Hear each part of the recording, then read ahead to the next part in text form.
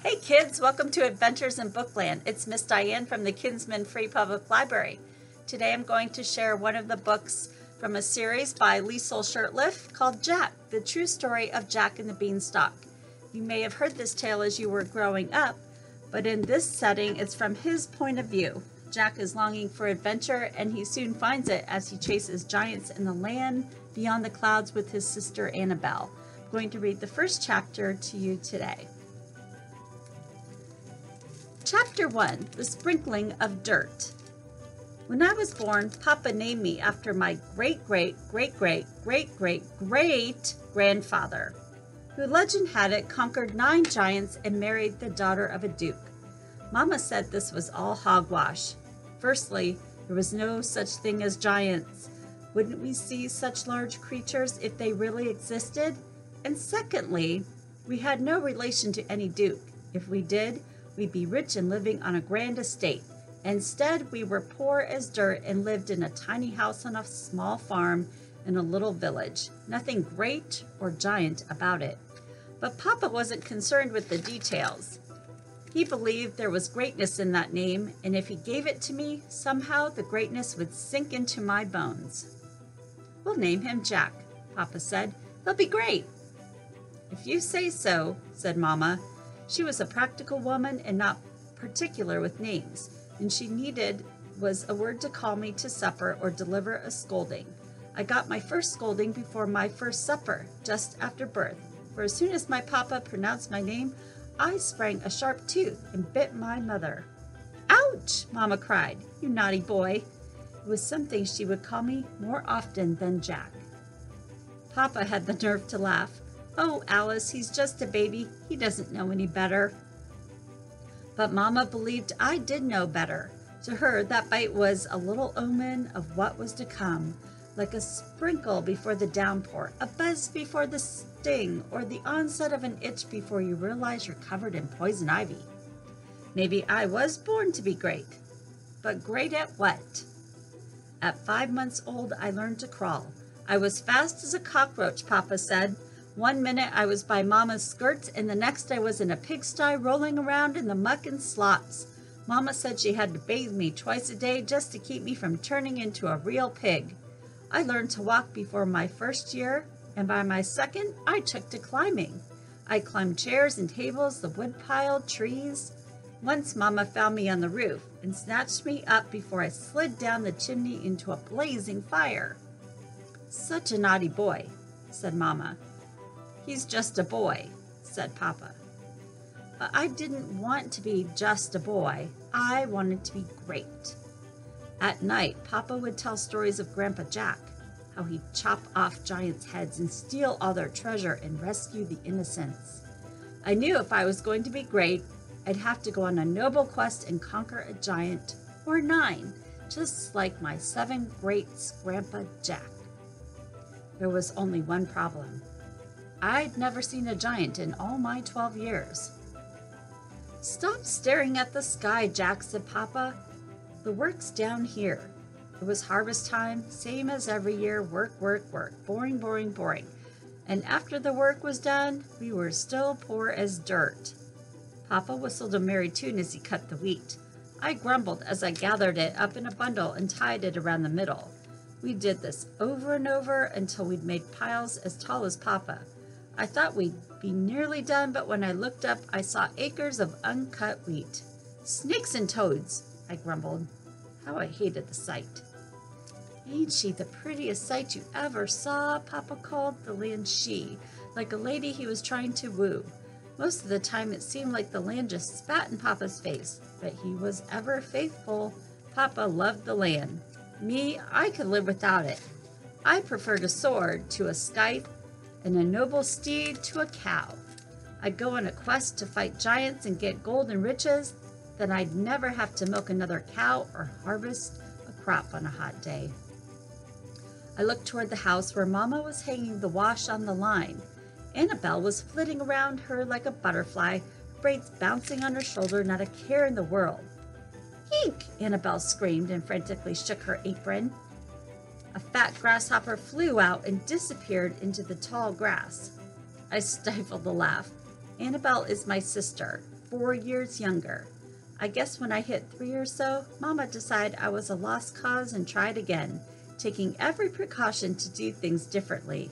So firstly, she had a girl, and secondly, she didn't allow Papa to name her or make any declarations of greatness. She was Mama's sweet girl. I remember seeing Annabelle for the first time after she was born, all pink and bald and toothless. Mama cooed at her like she'd finally gotten what she'd always wanted, a boring lump that didn't bite or even move. "Back to work, Jack," said Papa. I sighed. Papa cut, and I gathered and tied. Work, work, work. Boring, boring, boring. I considered finding illness so I could take a break. But what luck! Someone else disrupted the work for me. Mama was walking towards us now. Annabelle bounced at her side, and on the other side was our nearest neighbor, but certainly not our dearest friend, Miss Letty Nettle. She looked none too pleased at this moment. Her eyebrows were pushed together, and the folds around her mouth hung down around her chin like one of those sad-faced hounds. Only she was an angry hound. She glared right at me. Mama anxiously twisted her apron in her hands. I scratched my head and scoured my brain. Had I pulled on any pranks on Miss Letty lately? I didn't think so. Papa looked up and stopped whistling. He wiped his forehead with a handkerchief and glanced down at me as if he knew what was coming. "Good day, Miss Letty," said Papa. "Don't you good day me. It's a terrible day," said Miss Letty. "Oh, what's the trouble?" "My cabbages have been stolen." "Stolen?" "Yes, stolen. The whole lot of them." Miss Letty Nettle's pride and joy was her field of cabbages. They always took first prize in vegetables at the harvest festival. If there was an early frost, Miss Letty covered her cabbages with blankets. I'd even heard her singing lullabies to her fields. "Well, now that is a tragedy," said Papa. "We always look forward to your big, beautiful cabbages." "Tragedy? This was no tragedy. It was thievery." Miss Letty glared at me again. I blinked. "She believes it was Jack who stole them," said Mama. Annabelle smirked a little. She always enjoyed watching me get in trouble. I searched for a beetle to put on her head. "Now hold on a moment, Miss Letty," said Papa. "What makes you think Jack had anything to do with your missing cabbages?" Miss Letty Nettle looked at Papa like he was brainless. "Because he always had something to do with it. Remember when he brought me a sack of sugar? I thought that was right sweet and neighborly until it turned out to be salt." "Ha! I forgot about the sugar-salt switch. Snakes and toads, the look on her face when she bit into a salty plum pudding was incredible. I never knew a face could twist in so many directions." "I nearly choked to death," said Miss Letty, "and no one can ever forget the day he took my underthings and hung them out in public." Miss Letty turned as purple as a purple cabbage. "I remember," said Papa solemnly, but I could tell he was biting his cheeks, holding back a smile. "I also remember that Jack confessed his crimes and paid penance. He's a truthful boy. So why don't we ask him? Jack, son, do you know anything about Miss Letty's cabbages?" I shook my head. "No, sir." "You little liar," said Miss Letty. "This has your hand written all over it." "I didn't set foot in your field. I don't even like cabbages." "That much is true," said Papa. "Jack here doesn't like anything remotely green, and I remember trying to feed him some green beans as a baby, and he spat them all over my face." Papa chuckled. Miss Letty did not. "He's not a baby anymore. He's a great big lying, stealing, conniving, rotten—" "If Jack says he didn't do it, then he didn't." This time it was Mama who spoke, her face solemn as an oath. I breathed out a sigh of relief. Mama didn't often defend me, but if she said I was innocent, then I was innocent. Her word was truth and law, and everyone knew it, even Miss Letty Nettle. Miss Letty scrunched up her face. "Well then, who stole my cabbages?" It was a mystery, and in a small village where mysteries are short supply, word travels fast. By noon, the whole village had gathered to inspect Miss Letty's cabbageless field. It was a mess, to say the least. There were great heaps of dirt in some areas and giant holes in others. Some of the trees had fallen over, torn up by the roots. The widow Francis's 13 children turned it into a playground, sliding down the mounds of dirt and jumping into newly formed ditches, unaware of any misfortune. My, said Baker Baker. Yes, his name was Baker Baker, firstly because his name was Baker, and secondly because he was an actual baker of breads and rolls and pies. He said his father named him so that he'd be twice the baker. It also had the effect of making him say a lot of words twice. Who could have done such a terrible, terrible thing? A couple of suspicious glances drifted my way. They were probably remembering how I set fire to the blacksmith shop a few weeks ago. But that wasn't on purpose. I was just trying to light a torch to go on a giant hunt. Jack didn't do it, said Papa. I can vouch for that. I heard some thunder last night, said Horace. Kept Cindy tossing and turning. Cindy was Horace's pet pig. Carried her everywhere and talked to her like she was a real person. Maybe it was lightning struck your field, fried all the cabbages. Do you see any fried cabbages? Asked Miss Letty. They're gone, uprooted, stolen. Wild animals, then? Offered Horace. Maybe it was your fat pigs, said Miss Letty. You're always letting those hogs get into my cabbages. Cindy wouldn't eat your cabbages, would you, girl? See, Cindy's a good girl. Miss Letty snorted too. I doubt a herd of cattle could have done this, let alone pigs, said Papa. I'm telling you, it was a storm, said Horace. Didn't you hear it?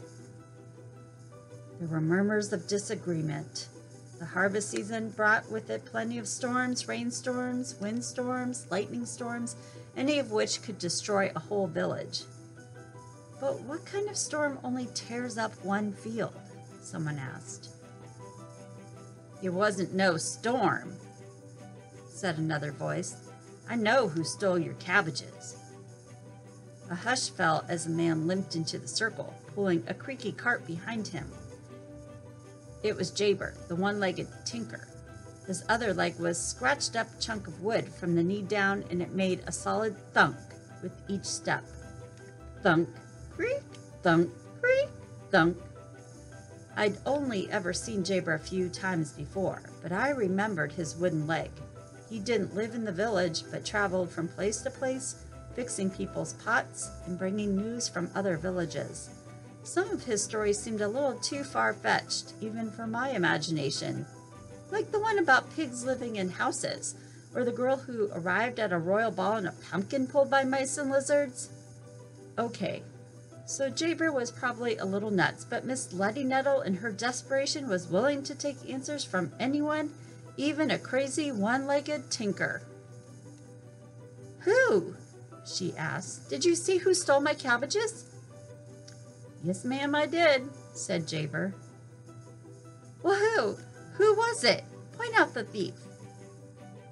It was giants, said Jaber. Giants stole your cabbages. Everyone froze.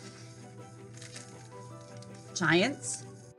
The word caught my attention like a crumb of cheese calling to a hungry mouse. Giants? Asked Miss Letty. Did you say giants stole my cabbages? Yes, ma'am, said Jaber. Came in the night, ripped them right out of your field. Mutters and whispers rose among the villagers. Could it be true? Someone asked. It isn't true. Hogwash, Mama murmured. Where are they? Which way did they go? Giants or not, she looked ready to track them down and beat them with a hoe until they gave her back her precious cabbages. Jaber pointed straight up in the sky. The giants live in the sky. Then the village erupted with laughter. Even I had to admit the ideas of giants in the sky was absurd. Maybe Jaber was just confused. Maybe he saw them climb a really high cliff or mountain, which sometimes looked like it's disappearing into the sky. That wasn't so hard to believe. It's true, shouted Jaber above the laughter. I saw them rip open the sky with a bolt of lightning, and their footsteps went boom, boom, boom. He's describing the storm last night, said Horace. Didn't I say it was a storm? Weren't no storm, shouted Jaber. Giants, they've been stealing all over the country. I just came from a village that was ravaged by giants. They stole everything, the cows, the chickens, all the food from the fields, even the houses and the people in them. The whole ding-dong village gone. Never there. Maybe it was never there, said Mama. You know what I think, Miss Letty said? I think it was you who took my cabbages. She pointed a bony finger at Jaber. Me? Jaber said. Yes, you. You probably carted my cabbages away and sold them in another village. Now you're feeding us all some crackpot story about giants falling from the sky. You ain't nothing but a swindler is what you are. Jaber's face turned beet red. His eyes rolled up and down and side to side. You think it was me? You think I'm stealing from you? I ain't stealing. Those giants will be back, and if they don't crush you beneath their feet, they'll snatch you up and grind your bones. Jaber was in a frenzy. Spit flew out of his mouth, and he waved his arms so wildly he lost his balance and fell to the ground. No one helped him up. They just walked away. Hee-hawing about Jaber and his mad tales. He's a nutter, said Horace. Nuttier than my nutty bread, said Baker. He's nothing but a common crackpot cabbage thief, said Miss Letty. Come on, Jack, said Papa. Back to work. I'm coming, I said. But as soon as Papa turned, I stepped towards Jaber. He was still sitting in the dirt, talking to himself. They'll take your cows, your pigs, your houses, your cabbages, and your chillins. They'll take your legs too, eat them down to the bone like chicken. Is that what happened to your leg? I asked. Did a giant eat it? Jaber looked up at me. I held out my hand. He regarded me, wondering if I was trying to trick him. For all the tricks I played on people, I thought it'd be right low to trick a one-legged man on the ground. Jaber took my hand and helped me up, and he hopped a little until he caught his balance on his leg. Thank you, boy, he said, brushing the dirt off his ragged clothing. What are they like? I asked. Who? The giants. Big, he said. And what else? Loud. I folded my arms. Have you really seen a giant, or are you just pulling somebody's leg?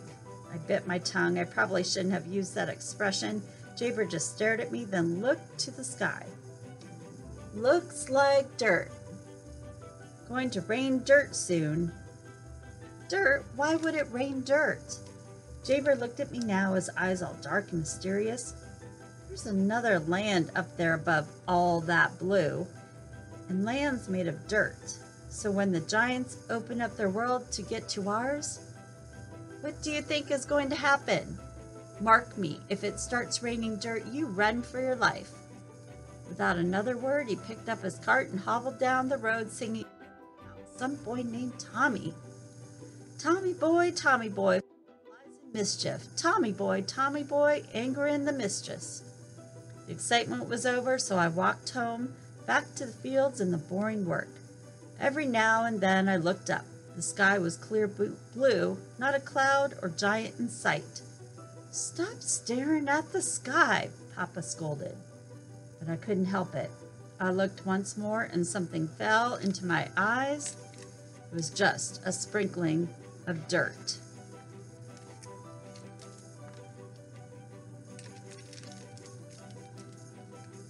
So if you would like to learn more about Jack's adventures and his search for something in the sky, read the true story of Jack and the Beanstalk. I hope you enjoyed today's reading. If you'd like to read more stories by Liesl Shurtliff, the series continues with retellings of other well-known classic fairy tales, told from the point of view of the troublemakers themselves. There are 3 more tales to choose from. Red, the true story of Little Red Riding Hood. She's not afraid of witches or pixies or deep dark caves or even enchanted forests. She's not afraid of anything except magic. But when Red's granny falls ill, it seems that only magic can save her, and the fearless Red is forced to confront her one weakness. With the help of a blonde porridge sampling nuisance called Goldie, Red goes on a quest to cure Granny. All the while, Red and Goldie are being followed by a wolf and a huntsman, two mortal enemies who seek the girl's help to defeat each other, and one of them just might have the magical solution Red is looking for. A fan of Rumpelstiltskin? Check out Rump, the true story of Rumpelstiltskin. In a magical kingdom where your name is your destiny, 12-year-old Rump is the butt of everyone's joke. But when he finds an old spinning wheel, his luck seems to change. Rump discovers he has a gift for spinning straw into gold, as much gold as he wants. His best friend, Red, warns him that magic is dangerous, and she's right. With each thread he spins, he weaves himself into a curse. To break the spell, Rump must go on a perilous quest, fighting off pixies, trolls, poison apples, and a wickedly foolish queen. The odds are against him, but with courage and friendship and a cheeky sense of humor, he just might triumph in the end.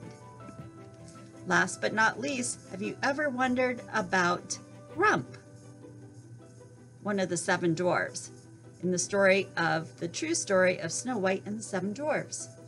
Mirror, mirror on the wall, who's the grumpiest of them all? For the first time ever, you'll hear the real story from the hero himself, Grump, the dwarf. These highly funny fractured fairy tales are aimed for kids 8 and up, but are great fun for all those who love fairy tales. They are certainly some of my favorites. Join us next week as I read Narwhal, Unicorn of the Sea. Have a great day.